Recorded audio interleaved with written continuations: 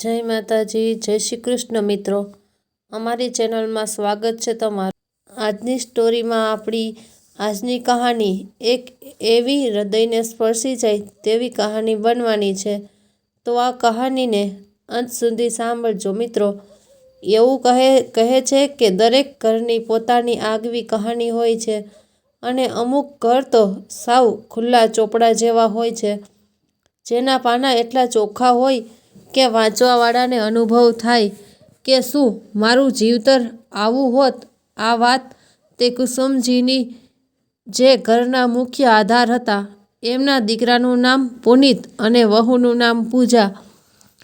બહારવાળા લોકો માટે તો આ ઘર જાણે પ્રેમનું સાક્ષાત મંદિર હતું। ત્યાં પૂજા એની સાસુ કુસુમજીને બિલકુલ માની જેમ ગણતી અને પુનિત પણ એની માની કોઈ વાત ટાળતો નહીં। એ એક મોટી સંસ્થામાં નોકરી કરતો હતો। સવારે 6 વાગે ઉઠીને એ સીધો એના માના રૂમમાં જતો, એમને સુપ્રભાત કહેતો, એમના પગે લાગીને આશીર્વાદ લેતો અને પછી વ્યાયામશાળા બાજુ નીકળી જતો। આ બધામાં પૂજા પોતાનો દિવસ શરૂ કરતી। પણ તમે તો જાણો જ છો કે દરેક ઝળકતી સાંજ સોનું નથી હોતી અને દરેક સરસ છબી પાછળ કોઈને કોઈ ઝાંખો પડછાયો સંતાયેલો જ હોય છે। સવારનો વખત હતો। રસોડામાંથી ઘી મસાલાની એવી સુગંધ આખા ઘરમાં આવતી હતી। કુસુમજી રસોડામાં આવ્યા અને સ્મિત સાથે બોલ્યા, વહુ, આજ પરોઠામાં અજમો જરાક વધુ નાખજે, કાલે રાતનું ખાવાનું થોડું ભારે થઈ ગયું હતું। પૂજા, જે પહેલેથી જ લોઢી પર પરોઠા બનાવતી હતી, તે તરત ફરીને હસતા હસતા બોલી, આમ હજી હમણાં જ નાખી દઉં છું। અને સાંભળો, તમારા માટે આજે કોથમરીની ચટણી પણ બનાવી છે, તમને ખૂબ ભાવે છે ખરું ને? કુસુમજીનો ચહેરો ખુશ થઈ ગયો। તેમણે વહાલથી પૂજાના ગાલ પર હાથ મૂક્યો અને બોલ્યા, સાચું કહું ને વહુ, હું તારી ઉંમરની હતી ત્યારે તારા જેટલી વ્યવસ્થિત બિલકુલ નહોતી। મારા દીકરાના ભાગ્ય સારા છે કે એને તારા જેવી ઘરવાળી મળી। પોતાની સાસુની વાત સાંભળીને પૂજા ધીમા અવાજે બોલી, આ બધું તમારા આશીર્વાદના લીધે જ છે માજી। એ બંને વાતો જ કરતા હતા ત્યાં પુનિત અંદર આવ્યો। વ્યાયામનો થાક એના મોઢા પર ચોખ્ખો દેખાતો હતો। વાહ, શું વાત છે બા અને મારી પત્ની બંને રસોડામાં। મને લાગે છે કે મારા નસીબ ખરેખર ખૂબ જોરદાર છે, પુનિતે હસતા હસતા કહ્યું અને જઈને પોતાની માને પાછળથી ભેટી પડ્યો। આ જોઈને કુસુમજી બોલ્યા, અરે હટ બદમાશ, સવારમાં ચાલુ પડી જાય છે। જા, તૈયાર થા અને કચેરી જવામાં મોડું નથી થતું હશે। કુસુમજીએ પ્રેમથી પુનિતને ધક્કો માર્યો અને પુનિતે બીજી બાજુ પૂજા બાજુ જોઈને આંખોમાંથી ઇશારો કર્યો અને પોતાના કામે લાગી ગયો। પૂજા પુનિતને જોઈને પોતાની સાસુને કહેવા લાગી, માજી, તમે આટલું સાચવો છો, હું હમણાં આવી। કુસુમજી હસીને બોલ્યા, જા દીકરી, હું જોઈ લઉં છું, તું ચિંતા કર્યા વગર જા। પૂજા ઝડપથી રૂમ બાજુ ગઈ। એના મોઢા પર થોડીક ચમક અને થોડીક શરમ બંને હતી। પૂજા રૂમમાં આવી તો જોયું કે પુનિત પહેરણના બટન બંધ કરી રહ્યો હતો। તે ચૂપચાપ ખાટલા પર બેસી ગઈ। પુનિતે દર્પણમાંથી જ એની બાજુ જોયું અને તરત સમજી ગયો કે પૂજા હજી ગુસ્સામાં એની પાસે આવ્યો। એનો હાથ પોતાના હાથમાં લીધો અને ધીમા અવાજે બોલ્યો, યાર, કાલની વાત પર તું હજી સુધી ગુસ્સે છે? મેં કેટલી વાર કીધું કે એ ખાલી કચેરીની એક સાથી કર્મચારી છે। તું તો જાણે છે કે કામ માટે વાત કરવી પડે છે। એની વાત સાંભળીને પણ પૂજા કશું બોલી નહીં। આ જોઈને પુનિતે એના ચહેરા પાસે નમીને કહ્યું, જો તું આમ જ ગુસ્સામાં રહીશ તો મારું આજે કચેરી જવાનું મન જ નહીં થાય. મહેરબાની કરીને હવે માની જાને. પૂજાની આંખોમાં પાણી આવી ગયું. એણે ધીમા અવાજે કહ્યું, ભલે, પણ મારા સોગંદ ખાઓ કે એ છોકરી સાથે ખાલી કામની જ વાત થાય છે. પુનીતે તરત માથું હલાવ્યું અને હસીને બોલ્યો, તારા સોગંદ? ખોટું કઈ રીતે બોલી શકું?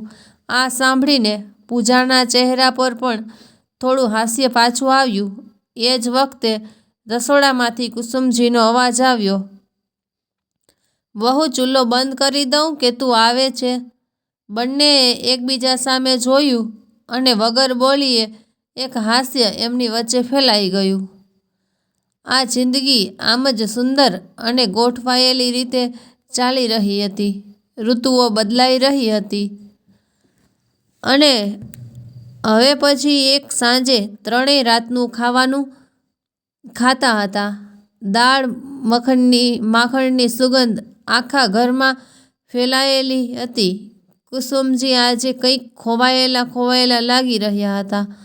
એ ખાવાનું ખૂબ ધીમે ધીમે ખાઈ રહ્યા હતા.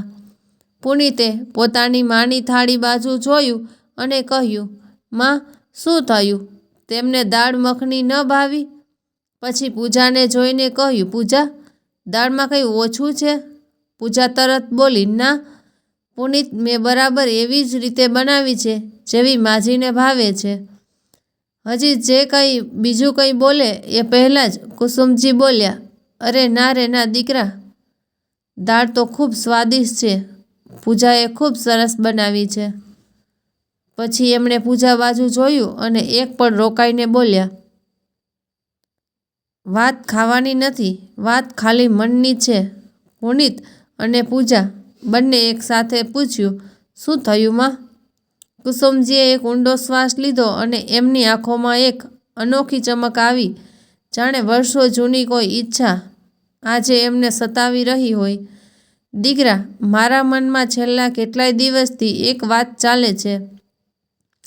મને લાગે છે કે હવે મારે આ ઈચ્છા પૂરી કરી જ દેવી જોઈએ.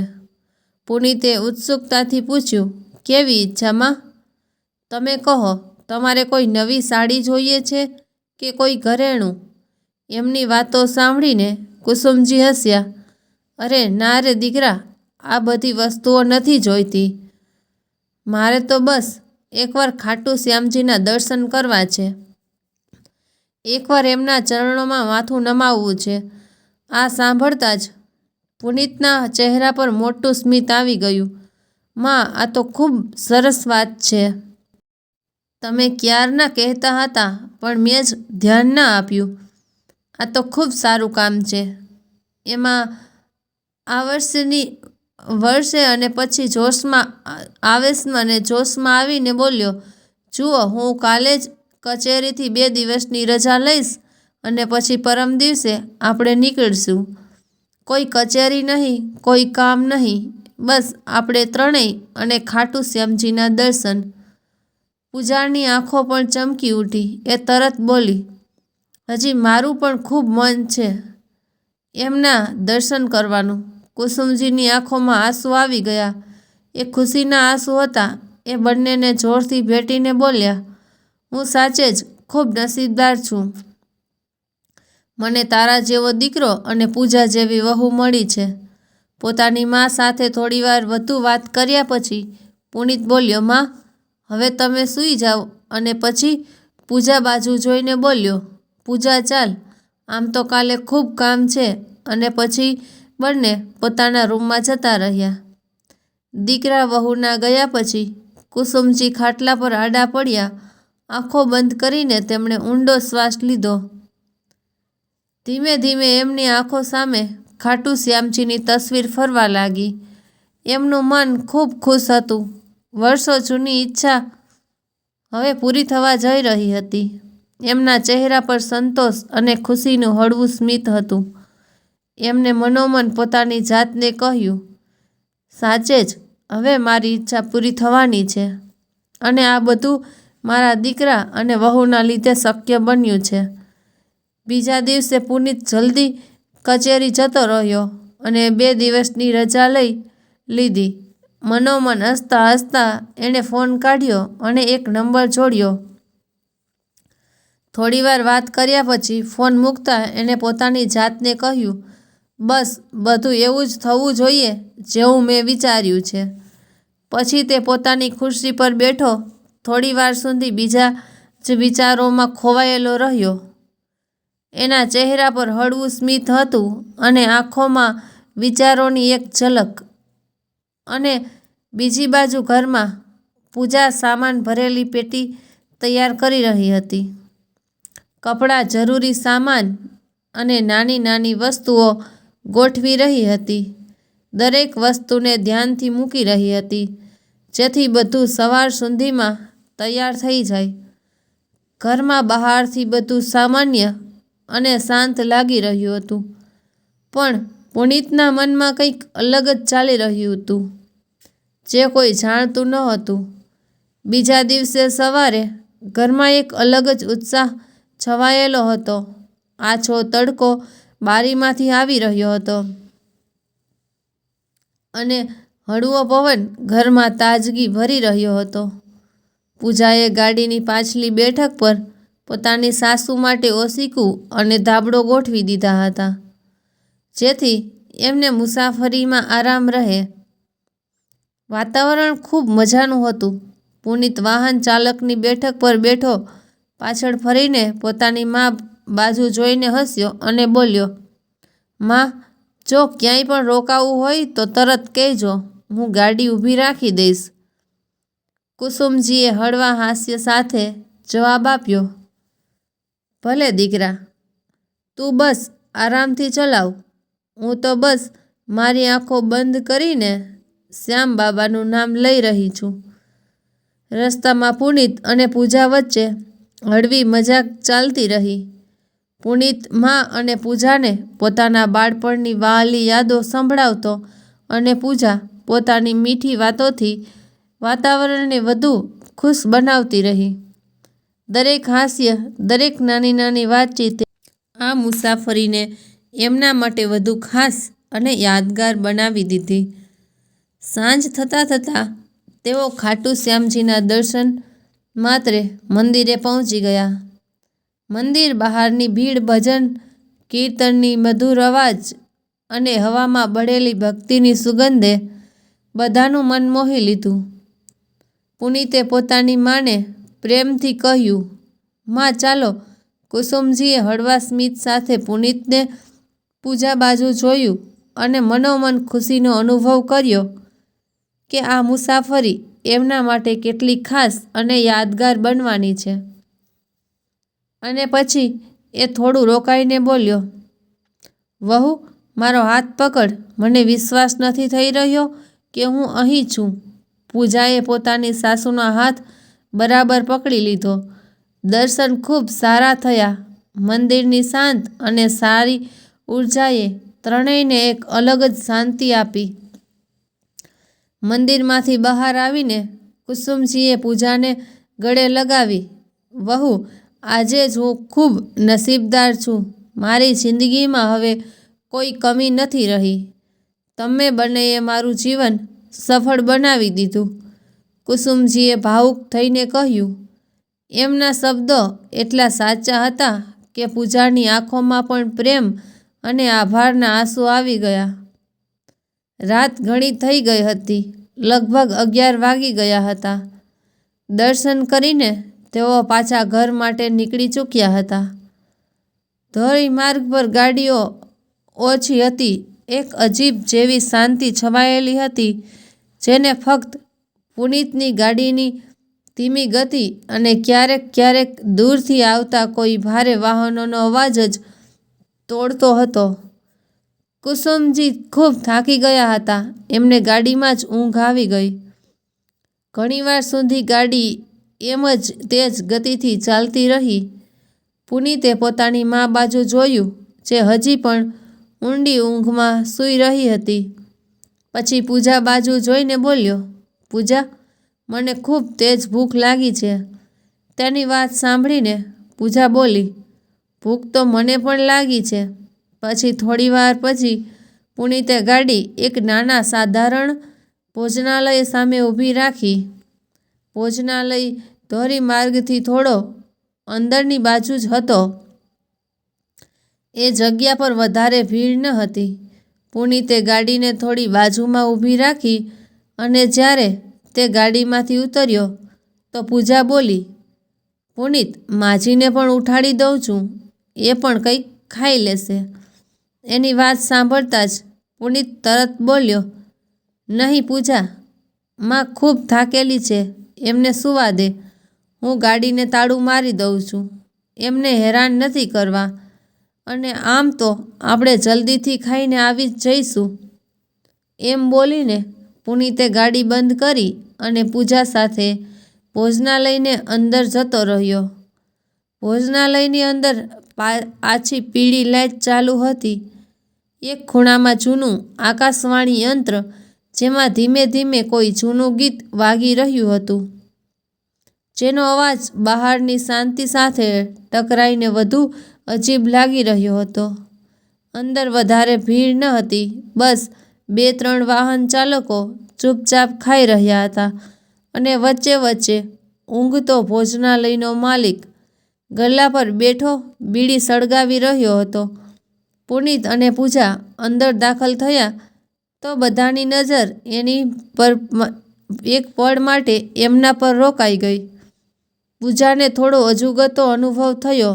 એને ધીમા અવાજમાં કહ્યું, પુનીત, ખબર નહીં કેમ અહીં કંઈક અજીબ જેવું લાગે છે. પુનીતે હસતા હસતા એનો હાથ પકડી લીધો.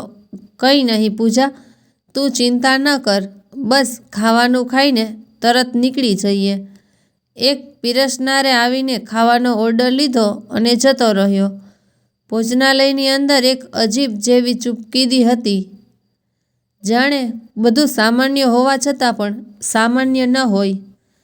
પૂજા વારંવાર બહાર ઊભેલી ગાડી બાજુ જોઈ રહી હતી, જ્યાં કુસુમજી ઊંડી ઊંઘમાં હતા. થોડી જ વારમાં ખાવાનું આવી ગયું.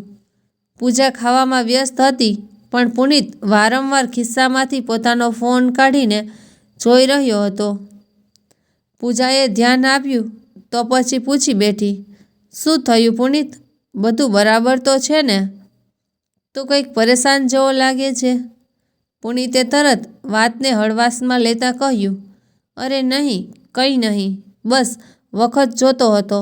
પછી પુનીતે પૂજાનો હાથ પોતાના હાથમાં લીધો અને બોલ્યો, પૂજા, તું જ્યારથી મારી જિંદગીમાં આવી છે, મારી જિંદગી બદલાઈ ગઈ છે. સારું, અને શું શું બદલાઈ ગયું છે? પૂજા હસતા હસતા બોલી. એ બંને ખાતી વખતે ખૂબ ખુશ લાગી રહ્યા હતા. પછી થોડું રોકાઈને પૂજા બોલી, પુનીત, માં આજે કેટલી ખુશ હતી નહીં? લાગે છે હવે આપણે દર વર્ષે અહીં આવવું પડશે. પુનીતે હસીને કહ્યું, પૂજા, માની ખુશીમાં જ મારી ખુશી છે. પછી બંને મુસાફરીની વાતો કરી રહ્યા હતા કે ત્યારે જ અચાનક એક ભયંકર હૃદય કંપાવી દે તેવો અવાજ આવ્યો. અવાજ એટલો મોટો હતો કે ભોજનાલયને અંદર બેઠેલા લોકો પણ ડરી ગયા. પુનીત અને પૂજાએ એકસાથે ફરીને જોયું તો તેમના રૂંવાટા ઊભા થઈ ગયા.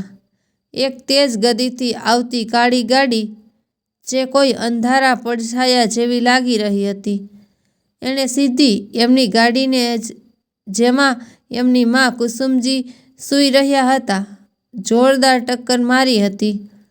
ટક્કર એટલી જોરદાર હતી કે પુનીતની ગાડી ઝટકા સાથે જ બાજુના ઝાડ સાથે અથડાઈ અને પહેલી કાળી ગાડી એક પલ રોકાયા વગર વીજળીની ઝડપે અંધારામાં ગાયબ થઈ ગઈ.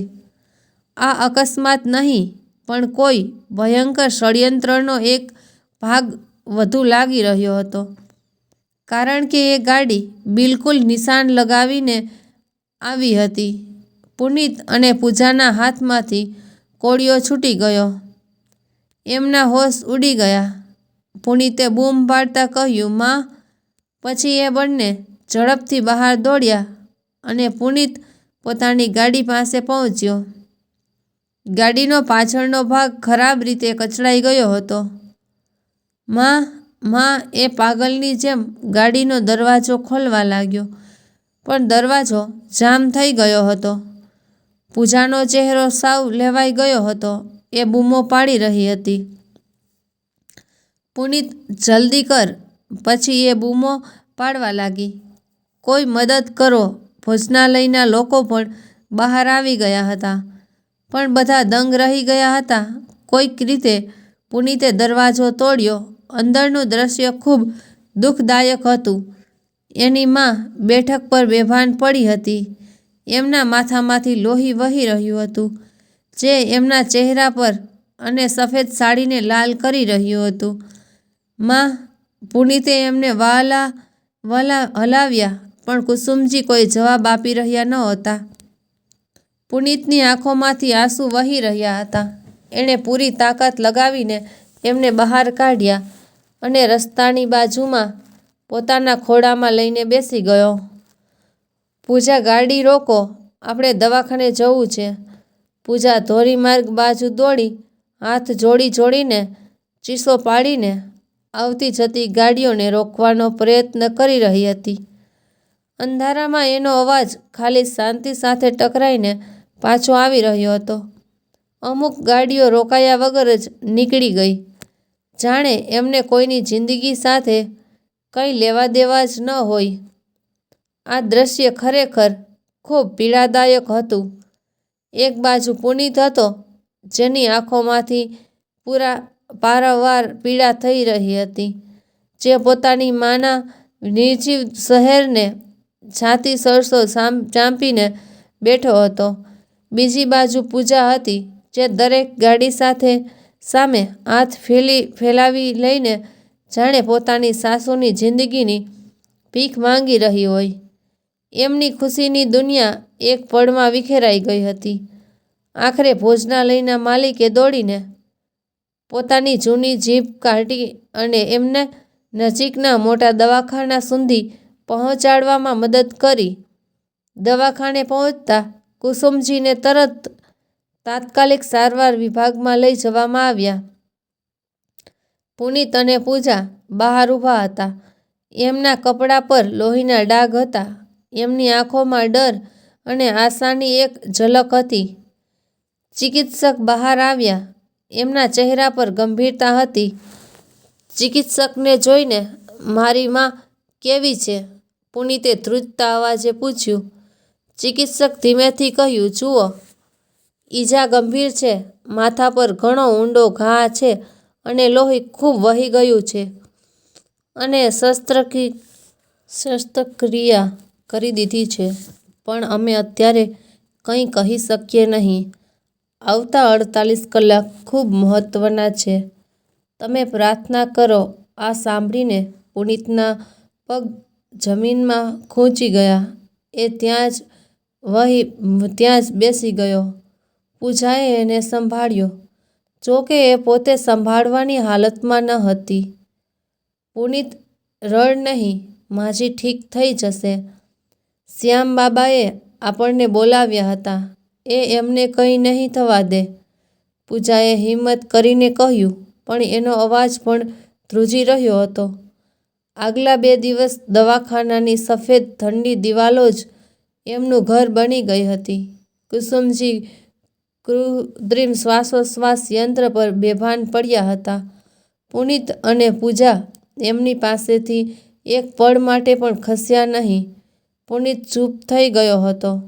એની આંખોમાં અપાર પીડા સાથે એક અજીબ જેવો ખાલીપો હતો. એ પોતાની જાતને દોષ આપી રહ્યો હતો. જો હું ભોજનાલય પર ન રોકાયો હોત, જો મેં ગાડીઓને એ જગ્યાએ ઊભી ન રાખી હોત. આ સવાલો એને અંદરથી કોરી ખાતા હતા. પૂજાની હાલત ખરાબ હતી. એણે 2 દિવસથી બરાબર ખાધું ન હતું કે સૂતી ન હતી. એની સાડીની કરચલીઓ અને આંખો નીચેના કાળા કુંડાળા બતાવી રહ્યા હતા કે એના જીવ ઉપર કેટલો મોટો ભાર છે. એ સતત પોતાની સાસુનો હાથ પકડીને બેઠી હતી, અને એની આંખોમાંથી આંસુ વહેતા જતા. 3 દિવસ પછી રાતના બરાબર 10 વાગી રહ્યા હતા. દવાખાનાના રૂમમાં એકદમ શાંતિ હતી. ફક્ત કૃત્રિમ શ્વાસોશ્વાસ યંત્રનો પીપીપ અવાજ આવી રહ્યો હતો. પુનીત કુસુમજીના પગ પાસે માથું નમાવીને બેઠો હતો અને પૂજા બીજી બાજુ ખુરશી પર બેઠી હતી. ત્યારે જ અચાનક પુનીતના ફોન પર ઘંટડી વાગી. દવાખાનાની શાંતિમાં એ અવાજ ખૂબ મોટો લાગ્યો. પુનીત ચોંકીને ઊભો થયો. એને ફોન ઉપાડ્યો. પૂજાએ પુનીત બાજુ જોયું અને કહ્યું, "કોનો ફોન છે આટલી રાત્રે?" એણે ધીમેથી પૂછ્યું. પુનીતે ફોનની સ્ક્રીન બાજુ જોયું. એની આંખોમાં એક પળ માટે એક ડર, એક ગભરાટ દેખાયો. એક ખૂબ અજીબ જેવી અધીરાઈ. "કોઈ નહીં, ખોટો નંબર છે," એણે ફટ દઈને કહ્યું અને ફોન કાપી નાખ્યો. પૂજાને કંઈક અજીબ લાગ્યું. ખોટો નંબર આટલી રાત્રે, પણ એણે વધારે ધ્યાન ન આપ્યું, કારણ કે એનું બધું ધ્યાન એની સાસુ પર હતું. પુનીતે ફોન પાછો ખીચામાં મૂક્યો. તે થોડીવાર શાંત રહ્યો. પછી એણે ઊંડો શ્વાસ લીધો અને પૂજા બાજુ જોઈને બોલ્યો, "પૂજા, તું એક કામ કર, ઘરે જતી રહે." આ સાંભળીને પૂજા દંગ રહી ગઈ. "ઘરે નહીં પુનીત, હું માજીને એકલા મૂકીને કઈ રીતે જઈ શકું? હું અહીં જ રહીશ."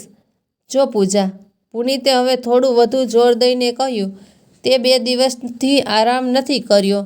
તારી હાલત ખરાબ થઈ ગઈ છે. જો મને હોશ આવ્યો તો એ તને આ હાલતમાં જોઈને પરેશાન થઈ જશે.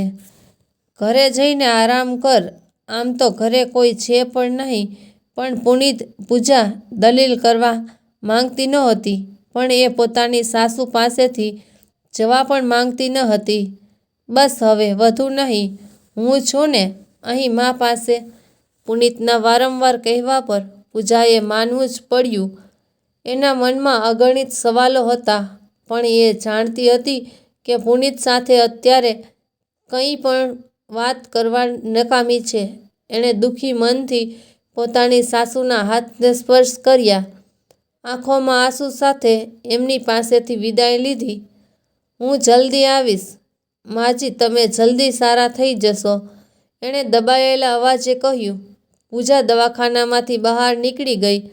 અંધારી રાતમાં એની પાછળ દવાખાનાની મોટી મોટી દિવાલો હતી અને એના મનમાં પુનીતના અજીબ વર્તન અને અજાણ્યા ફોનનો ભારે ભાર હતો. મિત્રો, જે ઘરનો પાયો પ્રેમ અને દર્શન પર ટકેલો હતો, આજે એમાં એક તિરાડ પડી ગઈ હતી. એ તિરાડ કોઈ અકસ્માતની નહોતી. એ તિરાડ પુનીતના ફોન પર આવેલી એ અજાણી ઘંટડીની હતી. શું એ અકસ્માત ખાલી એક અકસ્માત જ હતો? જેવી પૂજા મજબૂરીમાં રૂમમાંથી બહાર નીકળી, પુનીતે દરવાજો બંધ કર્યો. દરવાજો બંધ થતાં જ એના શરીર પર તણાવની જે ચાદર હતી એ એકદમ ઢીલી થઈ ગઈ. પુનીતે એક લાંબો ઊંડો શ્વાસ લીધો, જે રાહતનો વધુ હતો, દુઃખનો ઓછો. આ એવો જ શ્વાસ હતો જેવો કોઈ કલાકારે એક લાંબુ નાટક સમાપ્ત થવા પર લે છે. પુનીતે રૂમના ખૂણામાં જઈને પોતાનો ફોન કાઢ્યો. એણે જલ્દીથી એ જ અજાણ્યો નંબર લગાવ્યો, જે થોડીવાર પહેલાં આવ્યો હતો. એની આંખો ચતુર અને તેજ હતી અને ચહેરા પર હવે પહેલો જ આદર્શ દીકરાવાળો ભોલાપણ ન હતો. એ ફોન લગાવે એ પહેલાં જ રૂમનો દરવાજો ફરીથી ખુલ્યો. આ ચિકિત્સક હતા, જે પોતાના ફેરા પર આવ્યા હતા. એમને જોઈને પુનીતે ઝટ દઈને ફોન પાછો ખિસ્સામાં નાખી દીધો અને ફરીથી દુઃખી દીકરાનો મહોરો પહેરી લીધો. ચિકિત્સક અને ઔપચારિકતા સીધા કુસુમજી પાસે ગયા. એમણે યંત્રોની તપાસ કરી અને ધીમે ધીમે અંદરોઅંદર કંઈક વાતો કરી. પુનીત એમના ચહેરાને તાકીને જોઈ રહ્યો હતો. "ચિકિત્સક, મારી માને હોશ ક્યારે આવશે? તમે કંઈ કરતા કેમ નથી?" પુનીતે પરેશાન અને ગુસ્સાભર્યા અવાજમાં કહ્યું. ચિકિત્સકે શાંતિથી જવાબ આપ્યો, "જો પુનિતજી, અમે અમારો પૂરો પ્રયત્ન કરી રહ્યા છીએ. દવાઓ પૂરી તાકાતથી કામ કરી રહી છે, પણ લોહી ખૂબ વધારે વહી ગયું હતું. તમારી માનું હોશમાં આવવું ખૂબ જરૂરી છે. જો સવાર સુધીમાં એમને હોશ ન આવ્યો તો અમારા માટે વસ્તુઓ ખૂબ મુશ્કેલ થઈ જશે. ચિકિત્સકે થોડા સૂચનાઓ આપી અને રૂમમાંથી જતા રહ્યા. પુનિતે દરવાજો બંધ થતા જોયો અને બરાબર એ જ પળે પુનિતના ચહેરા પર એક અજીબ જેવું સ્મિત આવી ગયું, જાણે ચિકિત્સકની વાતો એના માટે ખરાબ સમાચાર નહીં પણ ખુશીના સંકેત હોય. પુનિતે ફટાફટ ખિસ્સામાંથી ફોન કાઢ્યો. આ વખતે કોઈ ન હતું જે એને રોકી શકે. એણે ફોન લગાવ્યો. 2 ઘંટડી પછી સામેથી એક સ્ત્રીનો દબાયેલો અવાજ આવ્યો. પુનિત, શું થયું? બધું બરાબર છે? તે એટલી વાર કેમ લગાવી ફોન કરવામાં? પુનિતનો અવાજ એકદમ બદલાઈ ગયો. એ હવે પ્રેમથી ભરેલો હતો, પણ એમાં એક ક્રૂર ઠંડક પણ હતી. હા સુધા પ્રિયે, બધું બરાબર છે, પરંતુ જેવું તું ઈચ્છતી હતી એનાથી પણ સારું થઈ રહ્યું છે. ચિકિત્સકે હમણાં આવીને જણાવ્યું છે કે માના બચવાના આશા હવે ખૂબ ઓછી છે. એમણે કહ્યું છે કે જો સવાર સુધી હોશ ન આવ્યો તો મામલો હાથમાંથી નીકળી જશે. આપણો રસ્તો સાફ થઈ ગયો છે. આ સાંભળતા જ સામેથી હસવાનો એક દબાયેલો અવાજ આવ્યો. ઓ પુનિત, તું સાચે જ મારો નાયક છે. મને ખબર હતી કે તું આ કરી બતાવીશ. પહેલો અકસ્માત શું એ પૂરી રીતે સફળ રહ્યો? પુનિતે ધીમેથી હસતા હસતા કહ્યું, હા વાલી, જેવી આપણે યોજના બનાવી હતી. કોઈ પુરાવા નથી. ભોજનાલયવાળા વિચારતા રહ્યા કે જે તેજ ગતિમાં આવેલી ગાડીએ ટક્કર મારી. કોઈ નથી જાણતું કે એ એક વિચારી સમજીને કરેલું ષડયંત્ર હતું. પછી પુનિત થોડું રોકાઈને બોલ્યો, ડૉક્ટર, તમારા માણસે બિલકુલ નિશાન લગાવીને મારી તો જેવથી ઈજા સીધી એમના માથા પર લાગે ત્યારે સુધા બોલી, તારી પત્ની પૂજા ક્યાં છે? શું એ હજી પણ ત્યાં જ છે? પુનિતે તરત જવાબ આપ્યો, નહીં પ્રિયે, અને તો મેં ઘરે મોકલી દીધી. બરાબર એ જ પળે જ્યારે પુનિત આ વાત કરી રહ્યો હતો, કુસુમજીના હાથની આંગળીઓ સહેજ અમથી હલી, ખૂબ સહેજ. એમની આંખો બંધ હતી. એમનું મગજ ધીમે ધીમે પાછું હોશ બાજુ આવી રહ્યું હતું. એક ભારે ધુમ્મસ એમના મગજ પરથી હટી રહ્યું હતું અને સૌથી પહેલાં એમના કાનોમાં પુનિતનો અવાજ પડ્યો, હા વાલી, જેવી આપણે યોજના બનાવી હતી. કોઈ પુરાવો નથી. આ શબ્દો કોઈ અકસ્માતના નહીં પણ કોઈ ભયંકર ષડયંત્રના લાગી રહ્યા હતા. કુસુમજીએ પોતાની પૂરી તાકાત ભેગી કરી. એમણે સાવચેત થઈને સાંભળવાનું શરૂ કર્યું. શરીર બિલકુલ શાંત હતું, પણ અંદરને અંદર એક મોટું તોફાન ઉઠી રહ્યું હતું. પુનિત, જે હજી પણ ફોન પર વાતો કરી રહ્યો હતો, એ હસતા હસતા બોલ્યો, તો હવે તારી ખુશી પૂરી થઈ ગઈ ને? જમીન, પૈસા બધું આપણું થઈ જશે. મેં તને કહ્યું હતું ને, હું તારા માટે કંઈ પણ કરી શકું છું. હવે પૂજાની કોઈ ચિંતા નથી. બસ એકવાર આ મામલો સમાપ્ત થઈ જાય પછી આપણે આપણી નવી જિંદગી શરૂ કરીશું. આ સાંભળીને કુસુમજીના પગ નીચેથી જમીન ખસી ગઈ. એ વિચારી પણ નહોતા શકતા એમનો પોતાનો દીકરો, જેને એમણે જીવ ભરીને પ્રેમ આપ્યો, જેને દુનિયાની દરેક ખુશી આપી, જેણે જે એમના મોતનું ષડયંત્ર રચ્યું, એ પણ ફક્ત પૈસા અને જમીન માટે. અને એ સ્ત્રી કોણ હતી જેના માટે પુનિતે પોતાની માને મારી નાખવાનો પ્રયત્ન કર્યો? કુસુમજીને પોતાની કાનો પર વિશ્વાસ નહોતો થઈ રહ્યો. એમનું આખું શરીર અંદરથી ધ્રુજી રહ્યું હતું, પણ બહારથી એ શાંત પડ્યા હતા.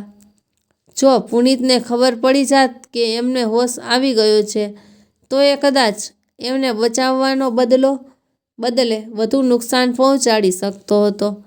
અચાનક એક બીજી વાતે કુસુમજીને અંદર સુધી હલાવી દીધી. પુનિત ફોન પર વાત કરતાં કરતાં બોલ્યો, તું ચિંતા ન કર પૂજાને ક્યારેક ખબર નહીં પડે કે આ બધું આપણું કરેલું છે. એ બધું માસૂમ છે અને હા, તારા કહેવા પર માસૂમ જ તો મેં એને ઘર મોકલી હતી. એ તો હજી પણ માજી કરી રહી હતી. કેટલી ભોળી છે બિચારી. અને આમ કહેતા એ હસવા લાગ્યો. આ સાંભળીને કુસુમજીની બંધ આંગળીઓમાંથી આંસુ વહેવા લાગ્યા. આ આંસુ દુખાવાના ન હતા, પરંતુ પુનિતના ધોખા અને પૂજાની સચ્ચાઈને સમજવાના હતા. એમણે હંમેશા પૂજાને એક આદર્શ વહુના રૂપમાં જોઈ હતી અને આજે એમને ખબર પડી કે સાચે જ પૂજા કેટલી માસૂમ છે અને પુનિત કેટલો ક્રૂર. ત્યારે પુનિત ફરી બોલ્યો, સારું છોડ, તું ચિંતા ન કર. કાલે હું તારી પાસે આવીને મળું છું. આવજે પ્રિય. અને એમ કહીને એણે ફોન મૂકી દીધો. એણે પોતાના કપડાં સરખા કર્યા અને એક ઊંડો શ્વાસ લીધો. આખો રૂમ એકદમ શાંત થઈ ગયો. પુનિત ફરીથી કુસુમજી પાસે આવ્યો. એ બેભાન પડ્યા હતા. પુનિતે નમીને એમના માથાને હળવેથી સ્પર્શ કર્યો.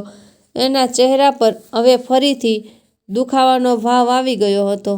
આ ભાવ ખાલી દેખાડવાનો નહોતો કે અંદર ક્યાંક હજી પણ મારા માટે થોડો પ્રેમ બચ્યો હતો. એ કહેવું મુશ્કેલ હતું. માં, મને માફ કરી દેજો. એણે ધીમેથી ગણગણાટ કર્યો. એના અવાજમાં માફી ઓછી, ઠંડક વધુ હતી. આ બધું જરૂરી હતું. તમે નહીં સમજો. આ દોલત, આ સંપત્તિ, આ મારા માટે જરૂરી છે. કુસુમજી આ બધું સાંભળી રહ્યા હતા. એટલું હૃદય પીડાથી તૂટી ગયું હતું. જે દીકરાને એમણે પોતાના ખોળામાંથી મારા ખોળામાં હતો, આજે એ જ એમના મોતની કામના કરી રહ્યો હતો. એમને એ પણ ખબર પડી ગઈ હતી કે એમનો અકસ્માત નહોતો.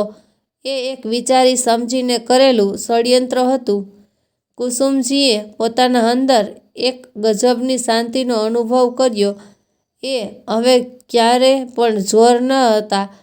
એ હવે એક એવી મા સાથે હતા જે પોતાના દીકરાની ક્રૂરતાથી વાકેફ થઈ ગયા હતા. એમને પૂજાને બચાવવી હતી. એમને સચ્ચાઈ સામે લાભની હતી, પણ સૌથી પહેલાં એટલે પોતાનો જીવ બચાવવાનો હતો.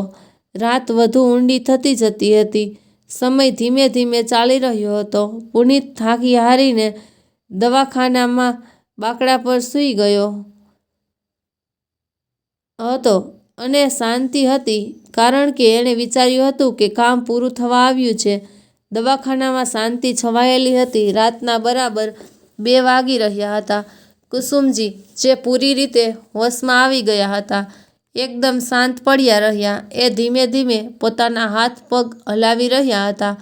એમની આંખોમાં હવે આંસુ નહીં, પણ એક સંકલ્પની ચમક હતી. એમના મગજમાં ખાલી 2 વાતો ફરી રહી હતી. જેવું આપણે વિચાર્યું હતું બધું એવું જ થઈ રહ્યું છે, અને તારા કહેવા પર જ તો મેં પહેલી પૂજાને ઘરે મોકલી દીધી. આ તોખો એટલો ઊંડો હતો કે એને શબ્દોમાં બયાન ન કરી શકાય. કુસુમજીએ નક્કી કરી લીધું હતું કે એ અહીં વધુ નહીં રોકાય. એમને ડર હતો કે જો પુનિતને એમના હોશમાં આવવાની ખબર પડી ગઈ તો એ બરાબર કંઈક વધુ વિચારશે, વધુ ખતરનાક કરી શકે છે. એમની પાસે વખત ઓછો હતો. સવાર થતાં જ પુનિત જાગી જશે. એમણે ખૂબ ધીમેથી પોતાનો હાથ હલાવ્યો અને કૃત્રિમ શ્વાસોશ્વાસ યંત્રના તાર અલગ કર્યા. નસમાં લાગેલી ડ્રીપને પણ હટાવી. દુખાવો ખૂબ હતો, પણ દીકરાના ધોખાનો દુખાવો એનાથી વધુ મોટો હતો. એ ચૂપચાપ પથારીમાંથી નીચે ઉતર્યા. એમના પગ ખૂબ નબળા હતા. માથા પર પટ્ટી બાંધેલી હતી. એમણે ધીમે ધીમે ચાલવાનું શરૂ કર્યું. જેમાં એ દરવાજા પાસે પહોંચ્યા. એમણે પુનીત બાજુ જોયું.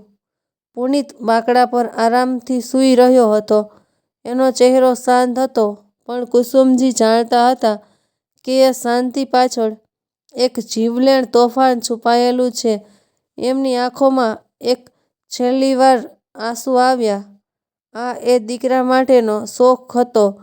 એ એમની નજરોમાં મરી ચૂક્યો હતો. કોઈ અવાજ કર્યા વિના, કોઈને ખબર પડે એ વગર કુસુમજી રૂમમાંથી બહાર નીકળ્યા. એમણે પરસાળની લાઈટો જોઈ છે. ચાલુ ઓછી ચાલુ હતી. એ ધીમે ધીમે ચાલતા રહ્યા. દવાખાનાના સુરક્ષાકર્મી પોતાના ફેરા પર હતા અને કોઈએ એમને જ જોયા એ દવાખાનાની બહાર જતા રહ્યા હતા. બહાર કાતિલ ઠંડી અને રાતની શાંતિ હતી. કુસુમજીએ પોતાના પર કોઈ ચાદર નહોતી લીધી. એ ખાલી પોતાની સાડીમાં હતા અને એમના માથા પર પટ્ટી બાંધેલી હતી. એમની સામે એક મોટું શહેર હતું, એક અજાણી દુનિયા હતી અને પછી પાછળ એમનો પોતાનો દીકરો, જે એમનો દુશ્મન બની ચૂક્યો હતો. આ બાજુ જ્યારે પૂજા રાત્રે ઘરે પહોંચી તો ઘરની ચૂપકીદી એને રડાવી રહી હતી. દરેક ખૂણો એને કુસુમજીને યાદ અપાવી રહ્યો હતો. પુનીતે એને આરામ કરવાનું કહ્યું હતું, પણ શું આવી હાલતમાં કોઈને આરામ મળી શકે? પૂજા સીધી પોતાની સાસુના રૂમમાં ગઈ. એણે પોતાના સાસુને એમના રૂમને ધ્યાનથી જોયો. રૂમમાં એક મોટી છબી લાગેલી હતી, જેમાં કુસુમજી અને પુનીત હસી રહ્યા હતા. પૂજાની આંખોમાં આંસુ આવી ગયા. માજી, તમે જલ્દી સારા થઈ જાઓ. મને ખબર છે તમે ખૂબ મજબૂત છો. એ રૂમની વચ્ચે બેસીને રડવા લાગી. જ્યારે થોડી શાંત થઈ તો એના મગજમાં ફરીથી પુનીતનું વર્તન ફરવા લાગ્યું. એનો ઉતાવળમાં ફોન કાપી નાખવો, એની આંખોમાં પેલી અજીબ ગભરાટ અને એને દવાખાનામાંથી તરત ઘરે મોકલી દેવી. પૂજાના મગજમાં આ બધું ફરી રહ્યું હતું અને પછી થઈ અને પોતાના રૂમમાં પોતે ઊભી થઈ અને પોતાના રૂમમાં આવી. એણે પોતાના ફોનથી પુનીતને ફોન કર્યો. પુનીતે ફોન ઉપાડ્યો, કારણ કે ત્યાં સુધીમાં બાકડા પર સૂઈ ગયો હતો. પૂજા વધુ ચિંતામાં પડી ગઈ. એણે વિચાર્યું, જો માજીને થોડા હોશ આવ્યા તો મારી તરત ત્યાં હોવું જોઈએ. પૂજાએ પોતાના કપડાં બદલાવવાનો નિર્ણય કર્યો અને પોતાના રૂમમાં પેટી ખોલવા લાગી. ત્યારે એની તરફ એક દસ્તાવેજ પર પડી. આ કાગળ જોવામાં તો એકદમ નવો લાગી રહ્યો હતો. એણે એ ખોલી જોયો તો એ ચોંકી ગઈ. એની અંદર લખ્યું હતું, હું આ ઘર અને બધી દોલત મારી વહુ પૂજાના નામે કરું છું. પુનીતને ફક્ત ગુજરાન માટે થોડું ધન મળશે. એ પોતાની દોલત પોતે કમાય, કારણ કે મને ડર છે કે પુનીત ખોટી સોબતમાં પડી ગયો છે અને દોલત એને વધુ બરબાદ કરી દેશે. મારી વહુ જ આ ઘરની અસલી વારસદાર છે. એમાં તારીખ 1 વર્ષ પહેલાંની હતી. આ વાંચીને પૂજાના હાથ ધ્રુજવા લાગ્યા. એને વિશ્વાસ ન રહ્યો. કુસુમજીએ આ વસિયત 1 વર્ષ પહેલાં લખી હતી. એનો અર્થ એ છે કે એ પહેલાંથી જ પુનીતના વર્તનને જાણતા હતા. અચાનક આંખો કોયડો ઉકેલાઈ ગયો. પુનીતનો આટલો પ્રેમ, એ બધો દેખાડો હતો અને હવે આ અકસ્માત. આ સત્ય જાણીને પૂજાની અંદર એક મોટો ગુસ્સો ભભૂકી ઉઠ્યો. એણે કહ્યું, સમજાયું કે પહેલો અજાણ્યો ફોન શું હતો? પુનીત કોઈ બીજી છોકરી સાથે ફક્ત દોલત માટે પોતાની માને મારવાનું ષડયંત્ર કરી રહ્યો હતો અને એટલે જ એણે મને અહીં મોકલી. પૂજાએ નક્કી કર્યું છે કે એ પાછી દવાખાને જશે અને માજીને બચાવવા હતા. ભલે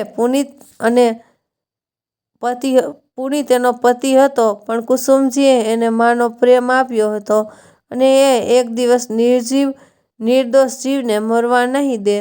અને બીજી બાજુ દવાખાનામાં પુનિતની ઊંઘ સવાર થવાના બરાબર પહેલાં ઊંડી એણે તરત ફોન કાઢ્યો અને સમય જોયો. સવારના 4 વાગ્યા હતા. એ રૂમની બહાર ગયો અને પોતાની મા બાજુ જોયું. એ હજી પણ બેભાન પડ્યા હતા. પુનિતને આ જોઈને શાંતિ થઈ. પુનિતે એમની પાસે જઈને ફરીથી નાટક કર્યું. મા જુઓ, હવે તો સવાર થઈ ગઈ. તમે જવાબ કેમ નથી આપતા? મને ડર લાગે છે કે હું તમારા વગર કઈ રીતે રહીશ? તમે જ તો મારા સાથ છો. એ જોર જોરથી રડવા લાગ્યો, જેથી જો કોઈ ઔપચારિકતા સાથે આવે એને લાગે કે એ કેટલા દુઃખી છે. પછી પોતાની મા બાજુ જોઈને એ હસ્યો અને મનોમન બોલ્યો, બધું અસહ્ય મુજબ જ બધું યજ્ઞા મુજબ જ થઈ રહ્યું છે. એણે તરત ફરીથી સુધાને ફોન લગાવ્યો અને બોલ્યો, હા પ્રિયે, કામ થઈ ગયું લાગે છે. એ હજી પણ બેભાન છે. સવાર થતાં જ ચિકિત્સક ખાતરી કરશે. હું તારી પાસે આવવા માટે નવરો છું. તે જે જમીન જોઈ હતી એ જલ્દી જ હંમેશા માટે આપણી થશે. એ હજી વાત જ કરી રહ્યો હતો કે ત્યારે જ પૂજા આવી ગઈ. એના ચહેરા પર દુઃખ નહીં પણ એક મોટો સંકલ્પ અને ગુસ્સો હતો. તું અહીં? તું પાછી કેમ આવી? પૂજા એને જોઈને પુનિત દંગ રહીને બોલ્યો. પૂજાએ પુનિતને ગુસ્સાથી જોયું. હું કેમ ન આવું? માજી મારા પણ મા છે. અને તું અત્યારે કોની સાથે વાત કરતો હતો? પુનિતે જલ્દીથી પોતાની જાતને સંભાળી. હું કોની સાથે વાત કરીશ? જો તું ફરીથી મારા પર શંકા કરી રહી છે. હું તને ખૂબ પ્રેમ કરું છું. એની વાત સાંભળીને પૂજા જોરથી બોલી. પ્રેમ? મારી સાથે? જે પહેલી છોકરી સાથે જેના પર તું આજે પણ મરે છે? એનો જવાબ ગુસ્સા અને પીડાથી ભરેલો હતો. પુનિતના હોશ ઉડી ગયા. એનો રંગ ઉડી ગયો હતો. તું શું બાકી રહી ગયું છે? પૂજા, તું પાગલ થઈ ગઈ છે. માની આવી હાલતમાં તું ખોટા આરોપ લગાવી રહ્યો છે. પૂજાએ હાથમાં દબાયેલી વસિયતનો એ દસ્તાવેજ પુનિતની સામે ફેંક્યો. આ શું છે? પુનિત, માજી તારા વિશે બધું જાણતા હતા. એ જાણતા હતા કે તું લાલચુ છે. એટલે જેમણે બધી દોલત તારા નામે કરી દીધી હતી અને એટલે જ તે એમની મારવાનું ષડયંત્ર રચ્યું. તે મને અહીંથી એકલી જ મોકલી દેવી જેથી હું આ બધું જાણી ન શકું. પુનિત સ્તબ્ધ હતો. એ કાગળને જોઈ રહ્યો હતો અને પછી પૂજાના ગુસ્સાવાળા ચહેરાને એવું બધું નાટક સમાપ્ત થઈ ગયું. પુનિતે એક ઝટકામાં પોતાની જાતને સંભાળી. એ ગુસ્સાથી લાલ થઈ ગયો. એને ખબર હતી કે હવે છુપાવવા માટે કંઈ ન હતું. એ ગુસ્સામાં બોલ્યો, આ મેં જ કર્યું હતું. તું શું કરી લઈશ? એ દોલત મારી હતી. હું એમનો દીકરો છું અને એમણે બધું તારા નામે કરી દીધું. એ મને રસ્તા પર લાવવા માંગતા હતા. અને રહી વાત પહેલા ફોનની, તો હા, હું એ છોકરીને પ્રેમ કરું છું. એ મને એ બધું આપશે જે તું ક્યારેય નહીં આપી શકે. તું તારી સાથે ખાલી એટલે જ હતો કારણ કે મને લાગતું હતું કે તું એમની આદર્શ વહુ છે અને હવે એ આ દુનિયામાંથી જતા રહ્યા છે. આ દોલત મારી થશે.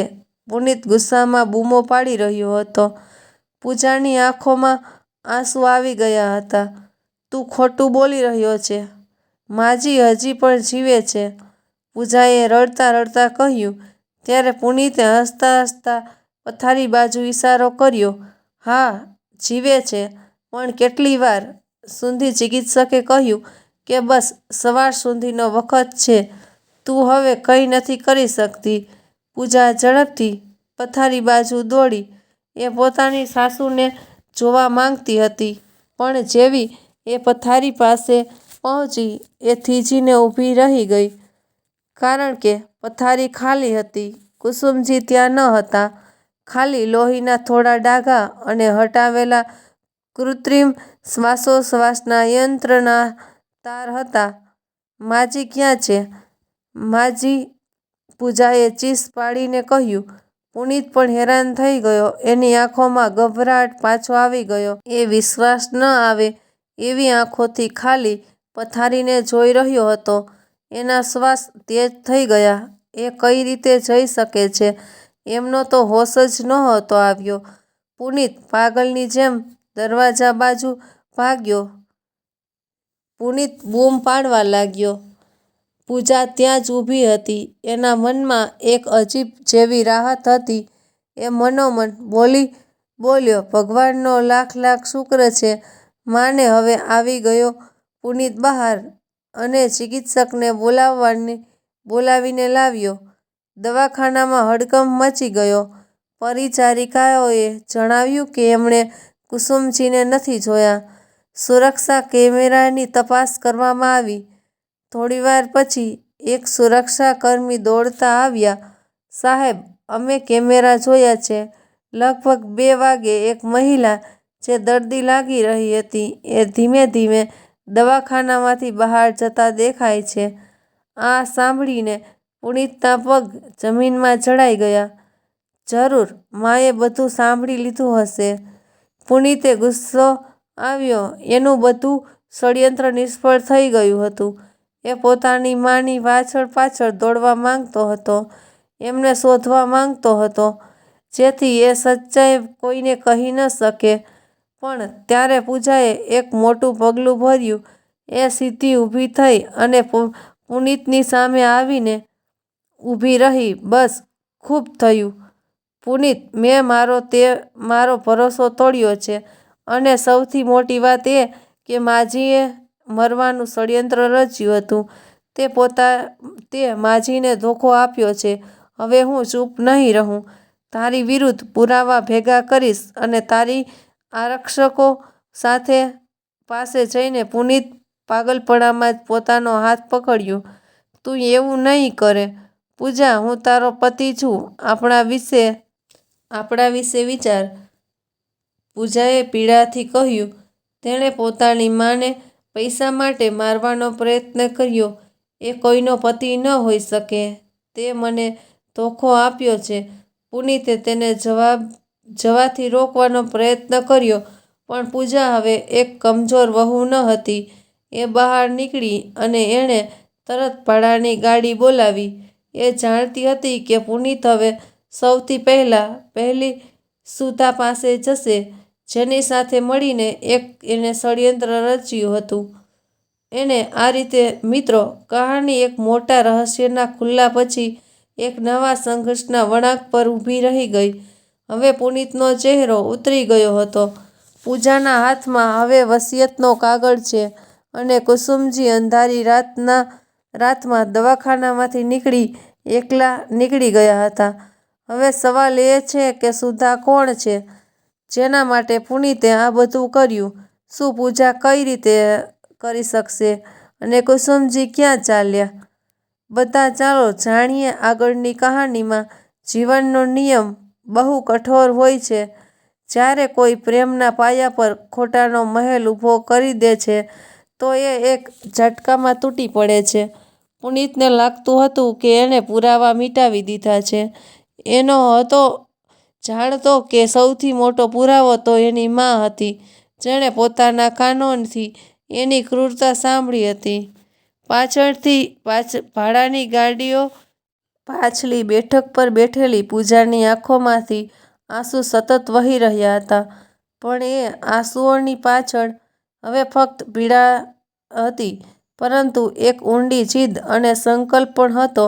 એણે મનોમન નક્કી કરી લીધું હતું, હવે સચ્ચાઈને બહાર લાવવી જ પડશે, ભલે એના માટે મારે કંઈ પણ કરવું પડે.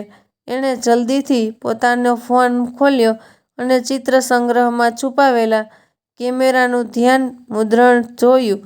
એના સાફ અવાજ હતો, આ પ્રિય, કામ થઈ ગયું લાગે છે. સવાર થતાં જ ચિકિત્સક ખાતરી કરશે. હવે હું તારી પાસે આવવા માટે નવરો છું. પૂજાના ઓઠ ધ્રુજ્યા પણ એમની આંખોમાં મક્કમતા હતી. આખરે આ કોણ છે? પછી એના મનમાં અચાનક એક વિચાર આવ્યો, ક્યાંક આ એ જ તો નથી જે પુનિત સાથે કચેરીમાં કામ કરે છે? આ એ જ છે. બીજી બાજુ દવાખાનાના રૂમમાં પુનિતનો ચહેરો બદલાઈ ગયો. હવે એના માટે જે હળવું સ્મિત આવ્યું એ રાહતનું નહીં પણ યોજનાનો સંકેત હતા.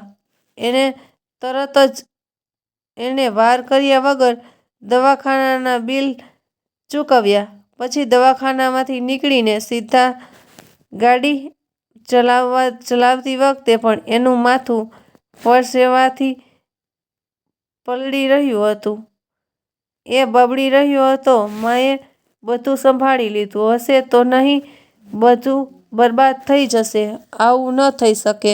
એમને શોધીને પાછા લાવવા જ પડશે. પૂજાની ભાડાને કાઢી હવે ઘરની દિશામાં વધી રહી હતી. એનું મન વારંવાર કહી રહ્યું હતું, માજી સાજા નરવા હોય અને હું આ વખતે પુરાવા સાથે પુનિત અને પહેલી છોકરીની અસલિયત દુનિયાને બતાવીશ. આગલા 7 દિવસ પુનિત માટે કોઈ નરકથી ઓછા ન હતા. રાત્રે જ્યારે એ ઘરે આવ્યો પણ ઘરની રોનક ગાયબ હતી. પૂજા શાંત હતી. એની આંખોમાં એક ઠહેરાવ હતો. એ ફક્ત રાહ જોઈ રહી હતી. સાચા સમયની પુનિતે છાપાઓમાં ખોટી જાહેરાતો આપી, આરક્ષકો સામે મગરના આંસુ વહાવ્યા. પણ પૂજા જાણતી હતી કે આ બધી એની ચાલાકી છે. પૂજાએ આ 7 દિવસોનો સારો ઉપયોગ કર્યો. એણે વસિયતને સંભાળીને રાખી અને પુનિતના ફોનની વિગતો તપાસવાનો નિર્ણય કર્યો. એણે અજાણ્યા ફોનવાળા નંબરને શોધવાનો પ્રયત્ન કર્યો અને આખરે એને શક સાચો નીકળ્યો. એ નંબર બીજો કોઈનો નહીં પણ એના દફતરની સાચી સુધાનો હતો. સુધા એ જ હતી જે પુનિતને હંમેશા વધારે પૈસા અને શાનદાર જિંદગી જીવવા માટે ઉશ્કેરતી હતી. અને બીજા દિવસે સાંજે જ્યારે પુનિતના ફોનની ઘંટડી વાગી તો પૂજાની નજર પણ ત્યાં જ હતી. પૂજાની નજર હવે ગુસ્સાની જ્વાળા ભડકી રહી હતી. આ બાજુ પુનિત જે ફોન પર વાત કરતા ધીમેથી બોલ્યો, સુધા, હું બસ હમણાં નીકળી જ રહ્યો છું. તું ચિંતા ન કર. હું હમણાં પહોંચી જઈશ. એણે પોતાની ગાડી કાઢી અને ઘરેથી નીકળી ગયો. એ ગાડી વાળીને સીધો શહેરના એક ખૂણા બાજુ નીકળી પડ્યો, જ્યાં સુધાનું નિવાસ હતું. એને જતા જોઈને પૂજાએ એક ભાડાની ગાડી નોંધાવી અને એણે પાછળ ઘરેથી નીકળી ગઈ. પુનિત જ્યારે સુધાના ઘરે પહોંચ્યો તો એ એની રાહ જોઈ રહી હતી. એને જોતાં જ એ બોલી, કેટલી વાર લગાવી? ચાલ જલ્દી અંદર આવી જા, ક્યાંક કોઈ જોઈ ન લે. પુનિત સોફા પર બેસી ગયો અને બોલ્યો, સુધા, માનો હજી સુધી કોઈ પત્તો નથી. એ કહી મને ડર લાગી રહ્યો છે. માં ગાયબ છે. જો કોઈને કહી દેશે કે પહેલા અકસ્માતમાં આપણો હાથ છે તો આપણે ફસાઈ જઈશું. આપણે થોડા દિવસો માટે અહીંથી જતા રહેવું જોઈએ. એની વાતો સાંભળીને સુધા બોલી, શાંત થઈ જા પુનિત, તું એટલો ડરે છે? તારી માં એક ઘરડી સ્ત્રી છે. આટલી ઈજા પછી એ વધારે દૂર ન જઈ શકે. કે તો એ એકલી મરી જશે કે પછી એ તને ડરાવવાનો પ્રયત્ન કરી રહી છે. તારી પાસે વસિયત નથી તો શું થયું? તું એમનો દીકરો છે. આપણે દાવો કરીશું. સુધાની વાતો સાંભળીને પુનિતને થોડી શાંતિ થઈ.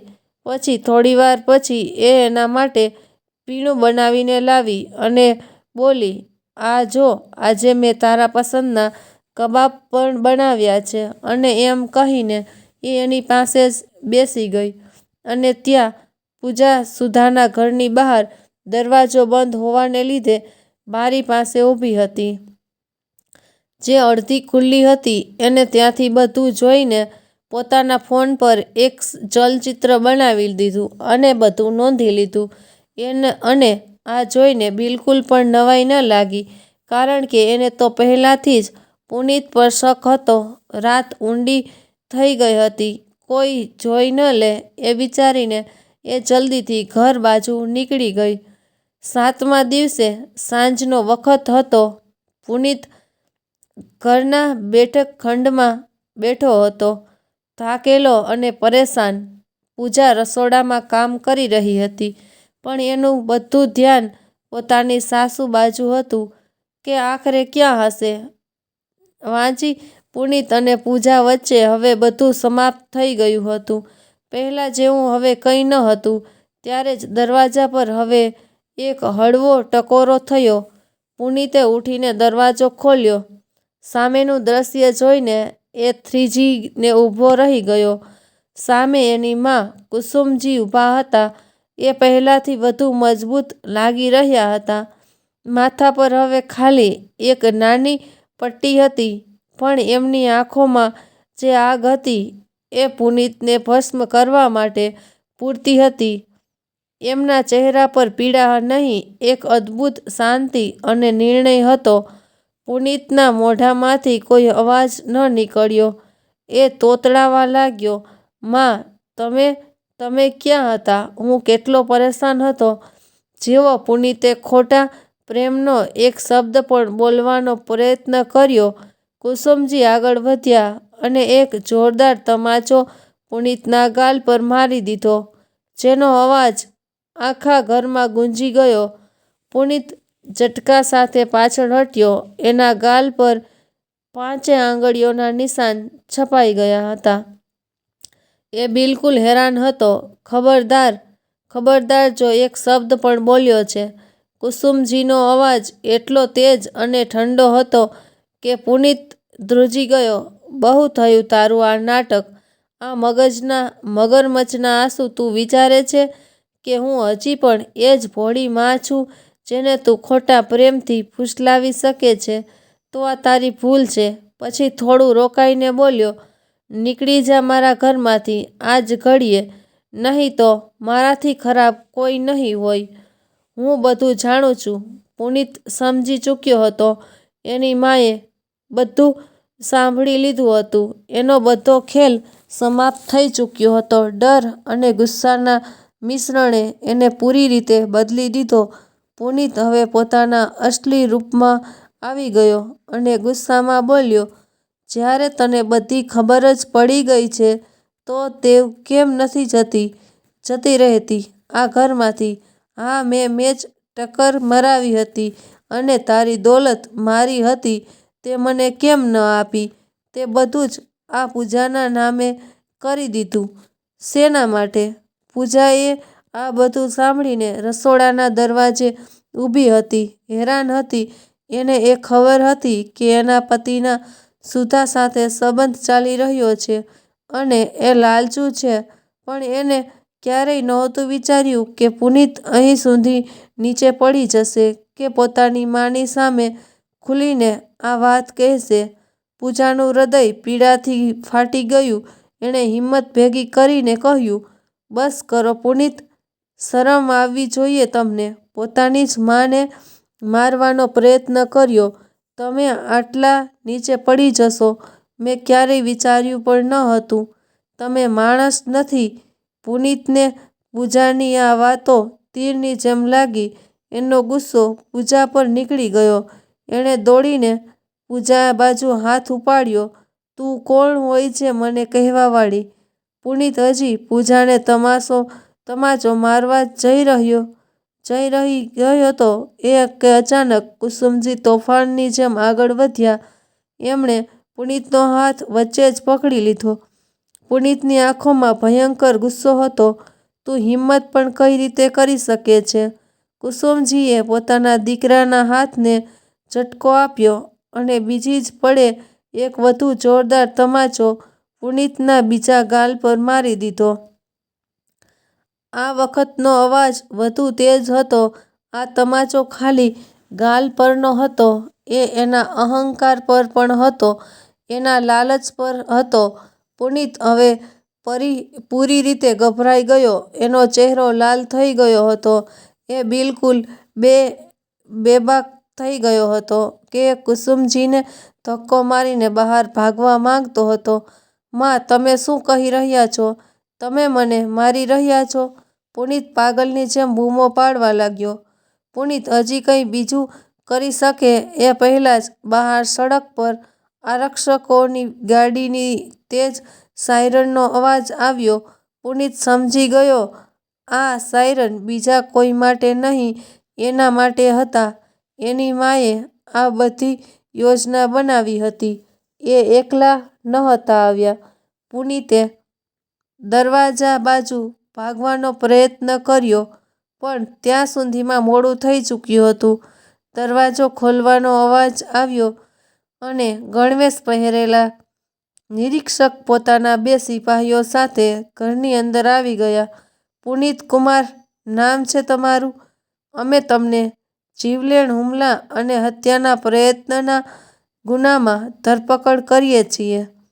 હુમલાનો પુરાવો અને આરોપી સુધા સાથે તમારા ષડયંત્રનો પુરાવો અમારી પાસે છે, નિરીક્ષકે કડક અવાજમાં કહ્યું.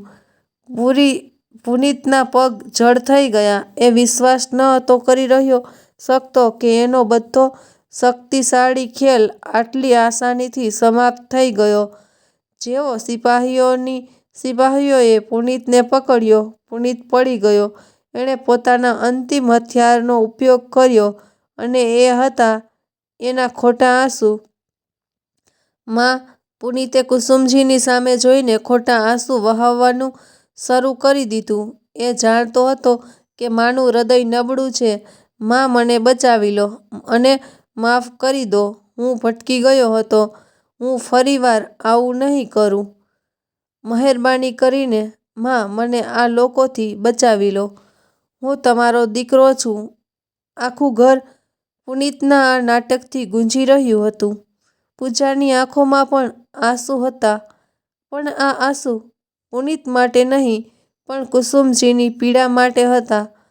કુસુમજીએ એક પળ માટે પોતાના દીકરા બાજુ જોયું. એમણે પુનિતની આંખોમાં જોયું.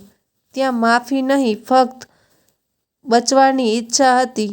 એમણે પોતાના દીકરા માટે ખૂબ પીડા અનુભવાઈ, પણ એ જાણતા હતા કે જો આજે એમણે એને માફ કરી દીધો તો કાલે આ ફરી કોઈ બીજાનો જીવ લેશે કે પૂજાની જિંદગી બરબાદ કરી દેશે.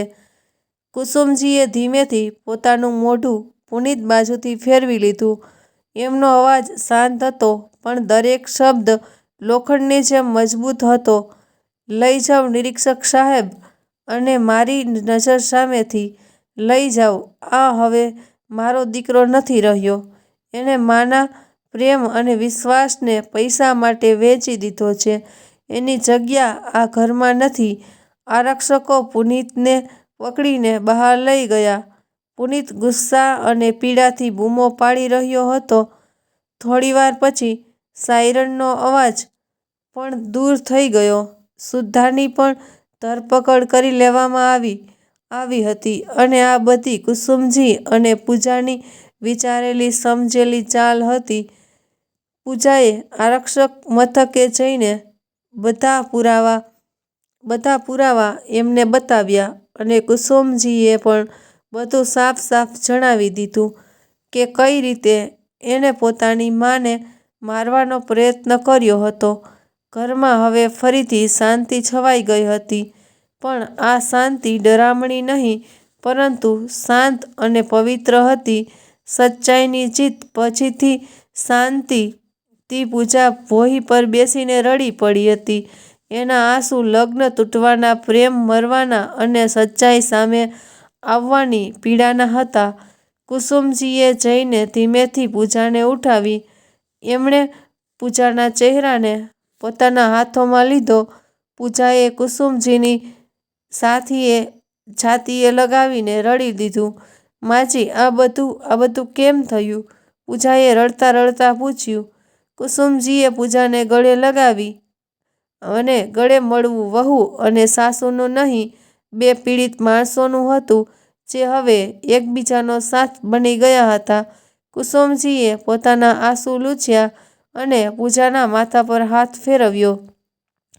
ચૂપ થઈ જા મારી દીકરી, રડ નહીં. આ બધું થવું જરૂરી હતું. ખોટાનો અંત થવો જ જોઈતો હતો. એમણે પૂજાને પોતાની બાહોમાં ભરી લીધી. પછી એ ધીમેથી બોલ્યા અને એમના શબ્દો આ કહાનીનું અંતિમ અને સૌથી મોટું સત્ય હતું. તું એવું જ સમજતી હતી કે તું એકલી છે. તે આ ઘરને સાચા પ્રેમથી પ્રાપ્ત કર્યું છે અને તે જ મને આજે બચાવી છે. હવે તારી આ સાસુમાં નહીં. કુસુમજીનો અવાજ ઊંડો થઈ ગયો. તેમણે પૂજાની આંખોમાં સીધું જોયું. તારી આ સાસુ જ હવે તારી અસલી માં છે. તારી માં હંમેશા તારી સાથે રહેશે. તું મારી દીકરી છે પૂજા, અને આ ઘરમાં હવે ફક્ત આપણે માં દીકરીઓ જ રહીશું. આપણે બંને મળીને આ ઘરને ફરીથી પ્રેમ અને સચ્ચાઈના પાયા પર ઊભું કરીશું. પૂજાની આંખોમાંથી અંતિમવાર આંસુ વહી નીકળ્યા. આ આંસુ પીડાના નહીં, પરંતુ એક નવા સાચા સંબંધના જન્મના હતા. એની સાસુમાએ આજે એને પોતાની દીકરી માની લીધી હતી.